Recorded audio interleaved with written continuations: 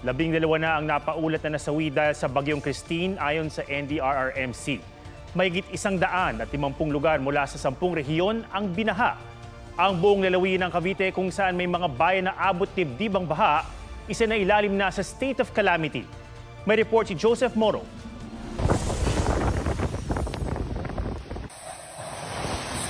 Gusto po! Anong po? Tulong! Animoy papel na pinatumba ng hangin ang ilang bahay at puno sa tabing dagat sa Lemery, Batangas. Grabe na po! Tama na po! Sa pilitan ng pinalikas sa mga residente. Sa Bawan, San Pascual Diversion Road na nag-iisang papasok ng Lemery hanggang Baywang ang baha. Kaya ang AUV na ito lumutang at hinila ng mga residente. Pahirapan din ang pagtawid sa ilang kalsada sa Kalatagan dahil sa malakas na pagragasa ng baha na abot Baywang. Sa bayan ng Lian, humambalang ang mga poste ng kuryente at mga puno.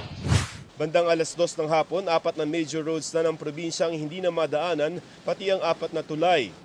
Sa Batangas Port, sumadsad sa pier ang 2 barko sa lakas ng alon kagabi. Bago niyan, 1 barko ang tinangay papunta sa Pantalan. Kanselado ang lahat ng biyahe ng mga sasakyang pandagat doon. Sa Lipa City, mahigit 200 pamilyang nakatira malapit sa Taal Lake ang inilikas kasunod ng pagtaas ng tubig sa lawa. Nagkalat din sa lugar ang mga debris at nilipad na bubong ng bahay. Ang problemang baha sinabayan pa ng brownout sa ilang bayan sa Batangas matapos magtrip ang linya ng kuryente. Wala pang anunsyo ang Batangas Electric Cooperative kung kailan may babalik ang kuryente. Sa Noveleta sa Cavite, halos di na maaninag ang pagitan ng ilog at ng kalsada. Mabilis na umapaw ang Ilang-Ilang River dahil sa malalakas na ulan simula pa kagabi. Mabilis tumaas ang baha sa barangay San Antonio 2 na umabot hanggang dibdib.